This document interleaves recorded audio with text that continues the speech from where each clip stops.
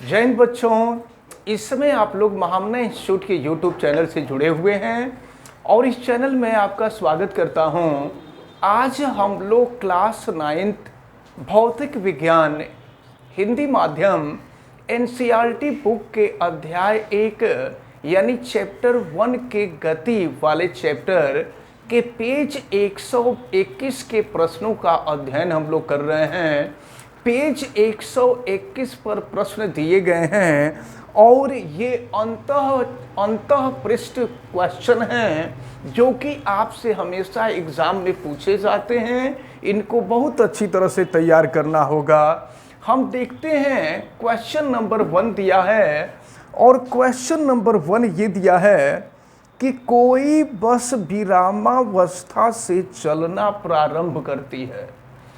जब कोई भी वस्तु विरामावस्था से चलना प्रारंभ करती है ना, तो उसका प्रारंभिक वेग जो होता है, और आपको पता है कि प्रारंभिक वेग को यू से प्रदर्शित करते हैं, तो उसका प्रारंभिक वेग 0 होता है तथा 2 मिनट तक समय दिया हुआ है और समय यहाँ आपको 2 मिनट दिया हुआ है।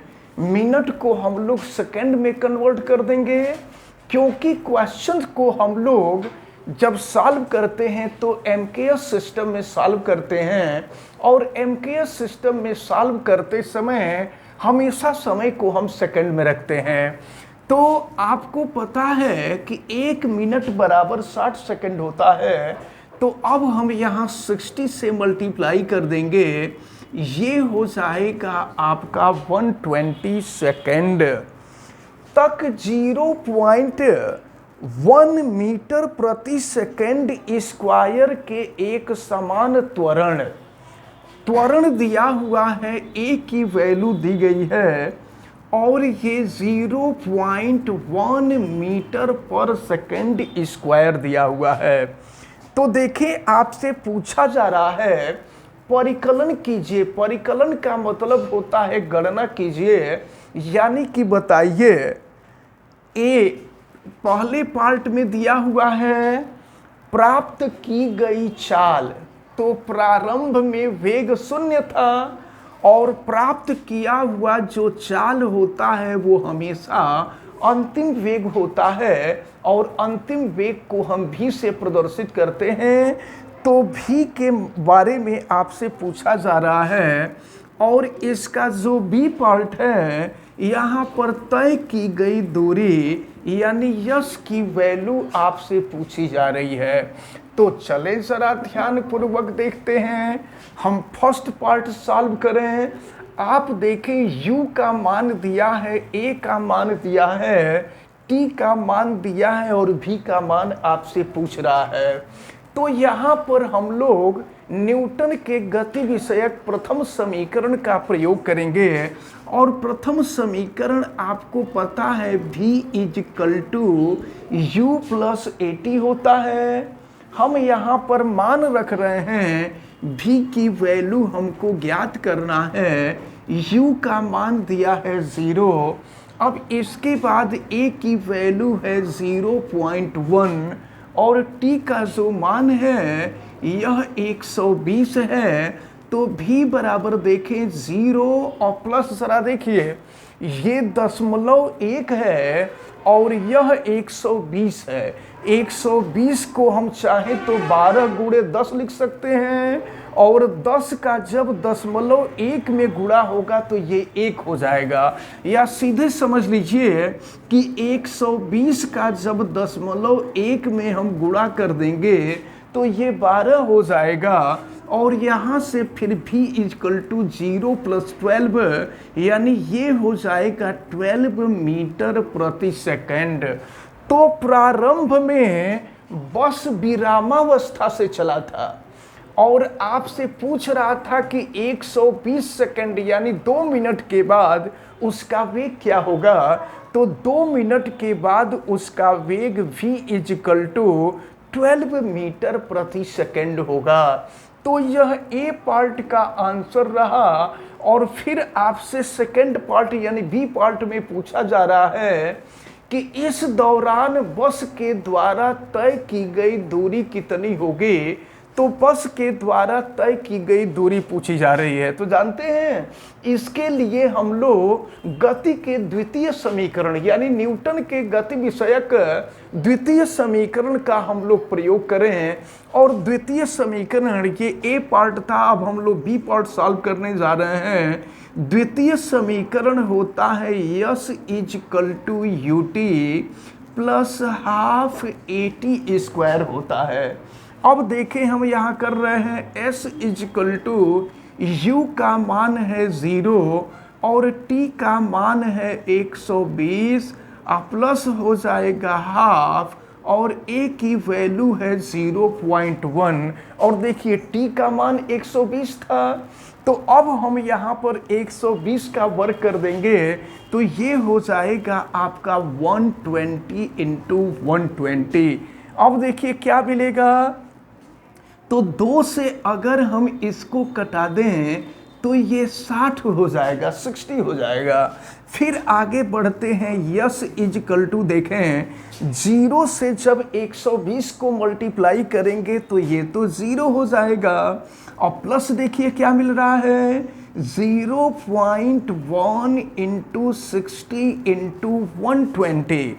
फिर ये s इज इक्वल टू अब 0 हट जाएगा तो ये मिल रहा है 0.1 इंटू 60 इंटू 120। अच्छा एक चीज देखिए, ये जो 120 है ना, इस 120 को हम 12 गुणे 10 लिख सकते हैं और उस 10 का गुणा हम 0.1 में कर देंगे तो 1 हो जाएगा। तो चलिए देखिए इसको हम इस तरह से लिख सकते हैं s is equal to 0.1 into 60 और 120 को हम लिख दे रहे हैं 12 गुणे 10। फिर देखिए हम यहाँ लिख दे रहे हैं यस इज इक्वल टू, ये देखिए तो जब 10 का 0.1 में गुणा होगा तो ये 1 हो जाएगा। तो फिर यस बराबर मिलेगा आपको 1 इंटू 60 इंटू 12। तो अब देखिए 12 छक 72 होता है, यानी ये हो जाएगा 720 मीटर। तो आपसे दो पार्ट में इस क्वेश्चन में 2 पार्ट थे। पहले पार्ट में पूछा जा रहा था कि 2 मिनट के बाद बस को वेग क्या प्राप्त होगा। तो 2 मिनट के बाद बस का वेग 12 मीटर पर सेकंड होगा। और फिर बी पार्ट में आपसे पूछा जा रहा था कि इस 2 मिनट में उस बस के द्वारा चली गई दूरी कितनी होगी। तो यह चली गई दूरी 720 मीटर के बराबर होगी। यही इस पहले क्वेश्चन के फर्स्ट और सेकंड पार्ट का आंसर रहा। अब इसके बाद हम लोग इसका सेकंड पार्ट देखेंगे। अब हम दूसरा प्रश्न देखते हैं। दूसरे प्रश्न में दिया हुआ है कोई रेलगाड़ी 90 किलोमीटर प्रति घंटा की चाल से चल रही है। तो रेलगाड़ी का प्रारंभिक वेग आपको दिया हुआ है, यानी प्रारंभ का जो वेग होता है वो प्रारंभिक वेग होता है। और प्रारंभिक वेग u का मान आपको दिया हुआ है और ये दिया हुआ है 90 किलोमीटर प्रति घंटा। क्वेश्चन सॉल्व करते समय हमने आपको बताया था कि अगर चाल किलोमीटर प्रति घंटा में हो तो इसको हम मीटर प्रति सेकंड में कन्वर्ट कर लेते हैं, इसके बाद ही इसको सॉल्व करते हैं। तो किलोमीटर प्रति घंटा को मीटर प्रति सेकंड में बदलने के लिए हमने आपको बताया था कि 5/18 से गुणा कर देते हैं तो ये मीटर प्रति सेकंड बदल जाता है। तो ये है 90 किलोमीटर प्रति घंटा और इसमें 5/18 से गुणा कर देंगे। तो चलिए जब 18 से गुणा करेंगे तो ये हो जाएगा 18 5 90 और फिर 5 में 5 से गुणा कर देंगे तो ये हो गया 25 मीटर प्रति सेकंड। तो प्रारंभिक वेग निकल गया। अब देखिए क्या है, कोई रेलगाड़ी 90 किलोमीटर प्रति घंटा की चाल से चल रही है ब्रेक लगाए जाने पर, जब रेलगाड़ी में ब्रेक लगाया जाता है तो ब्रेक लगाए जाने पर वह -0.5 मीटर प्रति सेकंड स्क्वायर का एक समान त्वरण उत्पन्न करती है। त्वरण दिया हुआ है और त्वरण को हम लोग ए से प्रदर्शित करते हैं, और त्वरण का जो मान है यह -0.5 मीटर प्रति सेकंड स्क्वायर दिया हुआ है। अब देखिए क्या कह रहा है, रेलगाड़ी विरामावस्था में आने से पहले कितनी दूरी तय करेगी। एक बात आप समझ लीजिए, रेलगाड़ी 90 किलोमीटर प्रति घंटा की चाल से चल रही थी और रेलगाड़ी को अब रुकना था। तो जब रेलगाड़ी रुकेगी, देखिए प्रारंभिक वेग तो यू था, लेकिन जब रेलगाड़ी रुक जाएगी तो रेलगाड़ी रुकेगी तो अंतिम वेग हो जाएगा, और अंतिम वेग को भी से प्रदर्शित करते हैं। और जब रेलगाड़ी रुक जाएगी तो रेलगाड़ी का जो वेग होगा वो शून्य हो जाएगा। फिर आपसे क्या पूछा जा रहा है, विरामावस्था में आने से पहले यानी रुकने से पहले रेलगाड़ी कितनी दूरी तय करेगी। तो रेलगाड़ी के द्वारा तय की जाने वाली दूरी यश का मान आपसे पूछा जा रहा है। अब एक बात आपको ध्यान देना है कि आपको क्या क्या दिया हुआ है। आपको U दिया हुआ है, A दिया हुआ है, V दिया हुआ है, और यश पूछ रहा है आपसे। तो अब हम जो है यहाँ पर न्यूटन के गति विषयक तृतीय समीकरण का प्रयोग करेंगे। यानी अब हम उस समीकरण का प्रयोग करेंगे जिस समीकरण में U, A, V और यश दिया हो। तो गति का तृतीय समीकरण होता है v square is equal to u square plus 2a s. ये गति का तृतीय समीकरण होता है।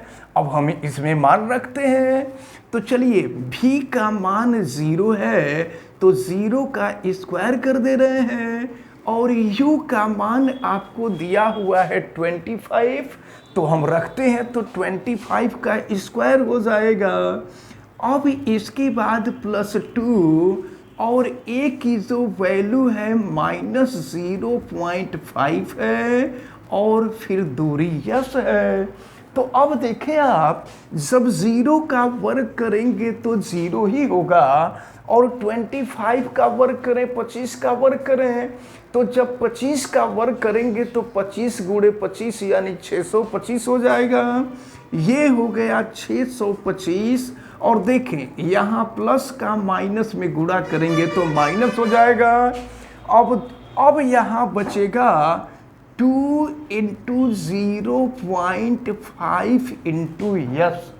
अब देखिए क्या होगा, 0 बराबर ये हो गया आपका 625, और ऋण 0.5 में 2 का गुणा कर दीजिए, तो 0.5 तो 5 दूना 10, लेकिन दशमलव का एक अंक कट जाएगा तो 1 हो जाएगा, और 1 का यश में गुणा कर देंगे तो यश हो जाएगा। अब हम यश को इधर ला दें तो यश बराबर हो जाएगा 625 मीटर। तो आपसे यही पूछा जा रहा था कि रुकने से पहले रेलगाड़ी कितनी दूरी तय करेगी। तो रुकने से पहले रेलगाड़ी 625 मीटर की दूरी तय करेगी। यही आपका आंसर है और यही आपसे पूछा जा रहा था। अब हम लोग देखते हैं क्वेश्चन नंबर 3। क्वेश्चन नंबर 3 में दिया हुआ है, एक ट्राली एक आनत तल। आनत तल का मतलब जानते हैं तिरछा तल। इस तरह से जो तिरछा तल होता है उसको हम आनत तल कहते हैं। तो एक ट्राली एक आनत तल पर 2 मीटर प्रति सेकंड स्क्वायर के त्वरण से नीचे जा रही है। तो जो वेग दिया हुआ है वो प्रारंभिक वेग होगा, और ये आपको दिया हुआ है 2 मीटर प्रति सेकंड स्क्वायर। ये त्वरण दिया हुआ है। एक ट्राली एक आनत तल पर 2 मीटर प्रति सेकंड स्क्वायर के त्वरण से, ये त्वरण है, त्वरण दिया हुआ है कि त्वरण से नीचे जा रही है।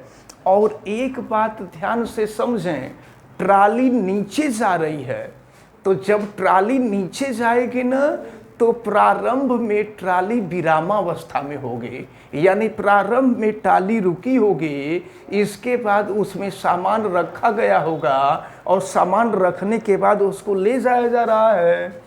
तो ट्राली का जो प्रारंभिक वेग होगा वो 0 होगा। तो गति प्रारंभ करने के 3 सेकंड पश्चात, टाइम दिया हुआ है 3 सेकंड, तो 3 सेकंड के पश्चात उसका वेग क्या होगा, वेग यानी v की वैल्यू पूछी जा रही थी। तो फिर हम लोग उस सूत्र का प्रयोग करेंगे, उस फार्मूले का प्रयोग करेंगे जिसमें a होगा, u होगा, t होगा, v होगा। और आपको पता है कि ये गति का प्रथम समीकरण होता है। तो गति का प्रथम समीकरण v = u + at होता है। अब हम यहाँ पर रख देंगे v = u का मान 0 है और a का जो मान दिया है वो 2 दिया हुआ है और t की वैल्यू दी गई है 3। तो इस प्रकार v = 0 प्लस हो जाएगा 6, यानी v = हो जाएगा 6 मीटर प्रति सेकंड। तो आपसे यही पूछा जा रहा था कि 3 सेकंड के बाद 3 सेकंड के बाद ट्राली कितना वेग प्राप्त कर लेगी। तो ट्राली 6 मीटर प्रति सेकंड का वेग प्राप्त कर लेगी। तो इस प्रकार हमें उम्मीद है कि आज जितने भी क्वेश्चंस आपको बताए गए हैं ये सभी क्वेश्चन आपको बहुत अच्छी तरह से समझ में आए होंगे। आप वीडियो को लाइक ज़रूर कीजिएगा और अगर आप चैनल पे नए हैं तो चैनल को सब्सक्राइब भी कर लीजिएगा। चैनल सब्सक्राइब करने के लिए YouTube पे महामना इंस्टीट्यूट सर्च कीजिए और फिर रेड कलर के सब्सक्राइब वाले बटन को क्लिक कर दीजिए, चैनल सब्सक्राइब हो जाएगा।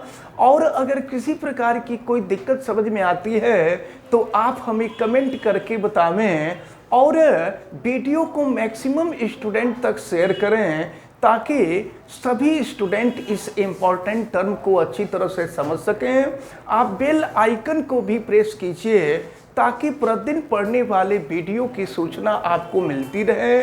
आप सभी लोगों को बहुत बहुत धन्यवाद। जय हिंद।